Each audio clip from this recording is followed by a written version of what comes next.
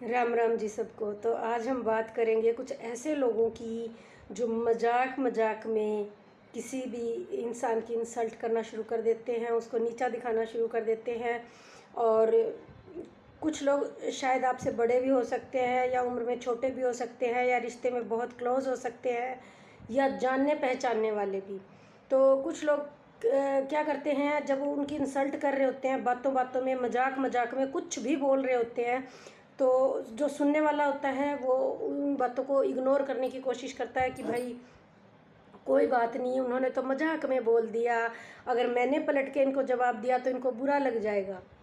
कुछ रिश्ते होते भी ऐसे हैं, बहुत ही रिस्पेक्टेड रिश्ते होते हैं, बहुत मतलब हम उनका मान सम्मान कर रहे होते हैं, तो ऐसे लोग कुछ ना कुछ बोल जाते हैं। तो आपको क्या करना है, आपको बिल्कुल भी सुन के चुप नहीं रहना।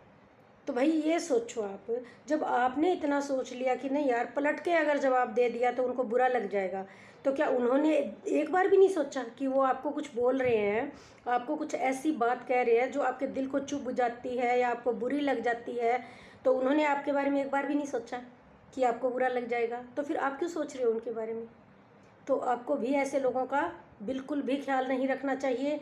कुछ भी ऐसा बोल रहे हैं, कोई भी टोंट मार रहे हैं, किसी भी तरह का पिंच कर रहे हैं, आपको परेशान कर रहे हैं, कुछ ऐसी बात बोल रहे हैं जो कि बिल्कुल भी सूटेबल नहीं है, या कोई ताना मार रहे हैं, तो आपको तुरंत उसका उसी टाइम जवाब देना चाहिए। अगर आप ऐसा नहीं करोगे तो वो बार बार कहीं भी आपको इस तरह की बातें सुनाते रहेंगे। और जितना उनको हौसला मिल रहा है ना अंदर से कुछ भी बोलने का आपको, तो उतना ही हौसला आपके अंदर भी होना चाहिए कि आप भी उसी तरीके को अपनाइए। फिर अगर आप वैसे नहीं बोल सकते तो उसी तरीके से उनको जवाब दीजिए, उसी मिठास के साथ उनको जवाब दीजिए, और उनको भी पूरी तरह से कुछ ऐसा बोलिए ताकि उनको पता चले कि सामने वाला भी हर्ट हो रहा है, आपको बुरा लग रहा है तो उनको भी बुरा लगा जिसको आप बोल रहे हो।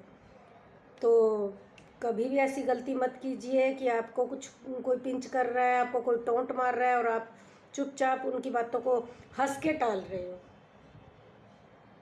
ऐसा हल्का सा स्माइल किया और आपको दर्द भी हो रहा है उस बात को सुन के, आपको परेशानी भी हो रही है, और आप जवाब भी नहीं दे पा रहे। तो भाई क्यों? क्या रिश्ते सिर्फ आपको ही ज़रूरी हैं?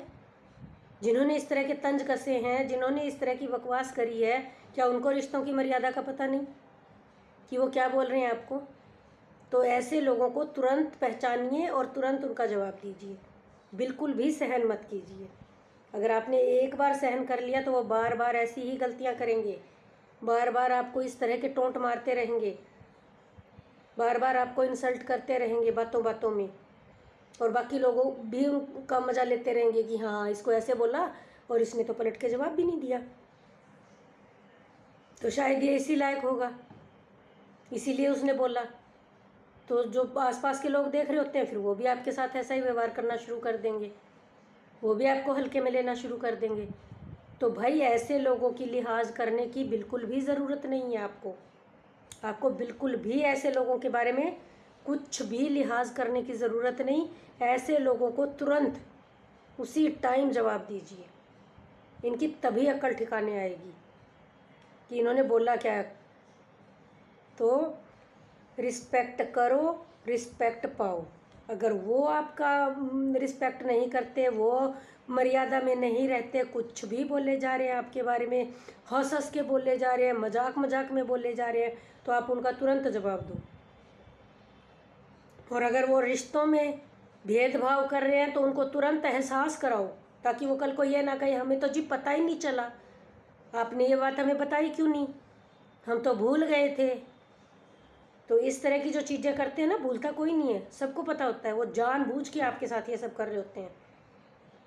कई बार क्या होता है रिश्तों में, कुछ भी रिश्ता हो सकता है अपना आपस में, तो दो, जैसे घर में 2 या 4 बंदे हैं, एक बंदा आपके साथ चालाकी कर रहा होता है, एक औरत या आदमी आपके साथ चालाकी कर रहे होते हैं, बाकी घर वालों को पता ही नहीं चलता कि वो किस तरह का व्यवहार इनके साथ कर रहे हैं, और वो शर्म के मारे निभाते चले जाते हैं, निभाते चले जाते हैं। तो ऐसा मत कीजिए, उनको एहसास कराइए, जब सभी बैठे हों तब उनको उनकी गलती बताइए कि उन्होंने ये सब जानबूझ के किया या भूल गए, ताकि सबको पता चले कि उन्होंने किया क्या है, अक्सर बार बार आपके साथ किया क्या है।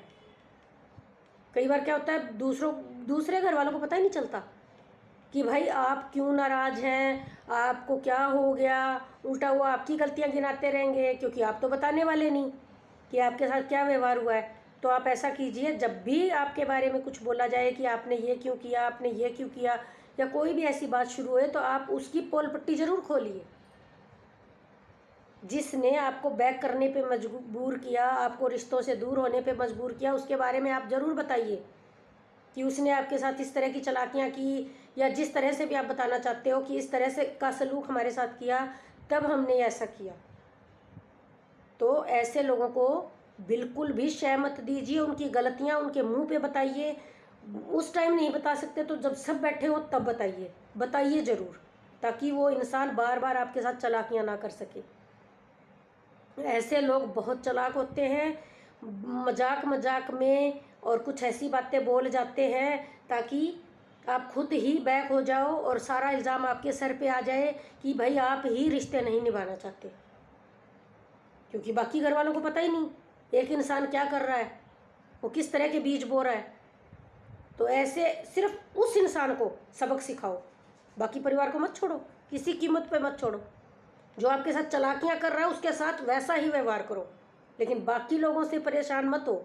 बाकी लोगों पे डाउट करने की ज़रूरत नहीं, क्योंकि सबका एक मत नहीं हो सकता।